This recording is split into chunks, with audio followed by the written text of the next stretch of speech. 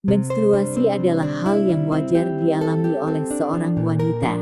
Meski sudah dialami sejak masih remaja, tidak semua wanita tahu apa yang sebenarnya terjadi di dalam tubuh selama siklus menstruasi.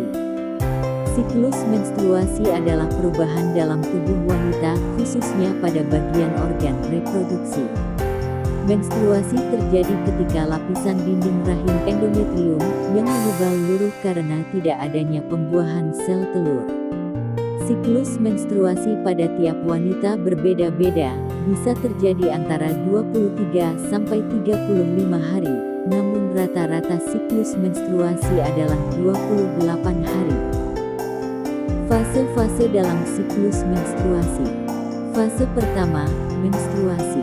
Fase dalam siklus menstruasi yang pertama biasanya terjadi selama 3-7 hari. Pada masa ini, lapisan dinding rahim luruh menjadi darah menstruasi.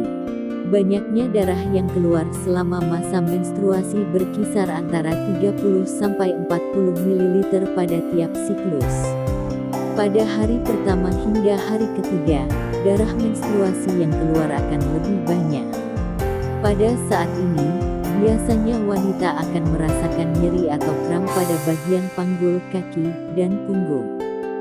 Nyeri pada bagian perut yang juga kerap dirasakan pada hari-hari pertama menstruasi dipicu karena adanya kontraksi dalam rahim.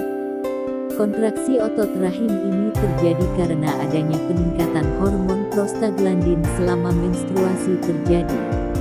Adapun kontraksi yang kuat dalam rahim dapat menyebabkan suplai oksigen ke rahim tidak berjalan dengan lancar. Karena kekurangan asupan oksigen inilah kram atau nyeri perut dirasakan selama menstruasi.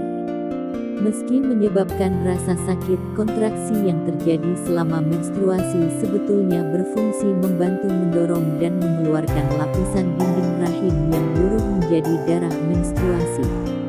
Luruhnya lapisan dinding rahim ini juga disebabkan oleh penurunan kadar estrogen dan progesteron.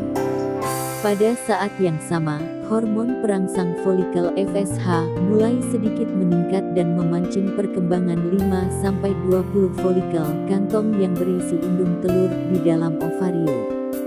Dari beberapa folikel yang berkembang, hanya ada satu folikel yang terus berkembang akan memproduksi estrogen. Selama masa menstruasi inilah hormon estrogen Anda akan berada pada tingkatan yang rendah. Maka tak heran jika secara emosional Anda lebih mudah untuk marah ataupun tersinggung selama masa menstruasi. Fase kedua, praovulasi dan ovulasi. Pada fase praovulasi, lapisan dinding rahim yang sempat luruh akan mulai menebal kembali. Lapisan dinding rahim tersebut cukup tipis, sehingga sperma dapat melewati lapisan ini dengan mudah dan bisa bertahan kurang lebih selama 3-5 hari. Proses penebalan rahim dipicu oleh peningkatan hormon. Mungkin Anda sempat berpikir bahwa ovulasi selalu terjadi pada hari ke-14 setelah siklus pertama. Tapi nyatanya masa ovulasi tiap wanita tidaklah sama, tergantung kepada siklus menstruasi masing-masing dan beberapa faktor, seperti penurunan berat badan, stres, sakit, diet, dan olahraga. Jika Anda sedang berencana memiliki momongan, ada baiknya Anda melakukan hubungan intim dengan suami pada masa praovulasi hingga ovulasi. Sebab ini adalah waktu terbaik yang memungkinkan terjadinya pembuahan. Di samping itu, sperma dapat bertahan kurang lebih selama 3-5 hari di dalam rahim. Fase ketiga, pramenstruasi. Pada fase ini lapisan dinding rahim makin menebal. Hal ini dikarenakan folikel yang telah pecah dan mengeluarkan sel telur, membentuk korpus luteum. Korpus luteum kemudian memproduksi progesteron yang membuat lapisan dinding rahim makin tebal.